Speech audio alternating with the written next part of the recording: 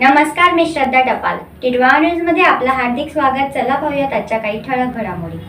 टिटवाळ्यामध्ये 2 शाळकरी अल्पवयीन मुलींचा घरात घुसून विनयभंग. टिटवाळ्यात एका इसमानं रविवारी संध्याकाळी एका घरात घुसून 2 शाळकरी अल्पवयीन मुलींचा विनयभंग केल्याचा प्रकार उघडकीस आला. विनयभंग केल्यानंतर घडलेला प्रकार कोणाला सांगितला तर तुम्हा दोघींना मी शाळेमधून उचलून नेईन अशी धमकी दिली. या विनयभंगाप्रकरणी एका पीडितेच्या तक्रारीवरून टिटवाळा पोलीस ठाण्यात बाल लैंगिक अत्याचार प्रतिबंधक कायद्यानं संबंधिताविरुद्ध गुन्हा दाखल करण्यात आला. विनयभंग करणारा इसम हा घोटसई गावातील असल्याचं पीडितेनं तक्रारीत म्हटलं आहे. एक पीडित तरुणी 14 वर्षाची तर एक 12 वर्षाची आहे. पीडितेचं कुटुंब मजुरी करून उपजीविका करतं. पीडितेनं टिटवाळा पोलीस ठाण्यातील तक्रारीत म्हटलं आहे की आपण राहत असलेल्या घराच्या परिसरात एक चायनीजचं दुकान आहे. या दुकान मालकाचा भाऊ तेथे दररोज येत असतो, त्यामुळे आपली त्याच्याशी तोंड ओळख होती.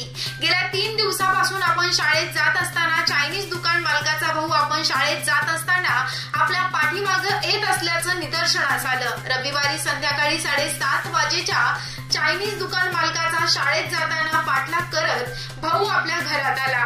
त्यावेळी आपण त्याला तू घरात का आलास असा जाब विचारला. त्यावेळी त्यानं तू मला खूप आवडतेस असं बोलून त्या इसमानं बालिकेचा हात पकडला. बालिकेनं त्याला हात झटकला, त्याला घरातून निघून जाण्यास सांगितलं. हा प्रकार सुरू असताना पीडितेची अल्पवयीन मावस बहीण घरात होती.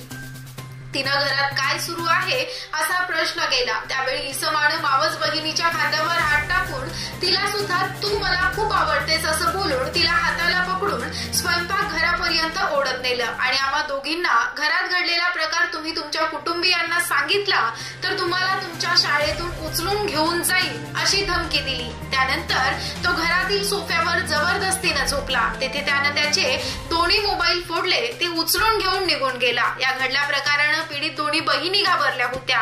एका पीडितेची आई रात्री मजुरी करून घरी आली. त्यावेळी तिनं घरात घडलेला प्रकार आईला सांगितला. त्यानंतर आईनं दोन्ही पीडित बालिकांसह टिटवाळा पोलीस ठाणे गाठलं. पोलिसांनी तातडीनं गुन्हा दाखल करून घेतला. या प्रकरणाचा तपास पोलीस उपनिरीक्षक प्रशांत जाधव यांनी केला. तर या होत्या आजच्या काही ठळक घडामोडी. उद्या पुन्हा भेटू याच ठिकाणी. धन्यवाद.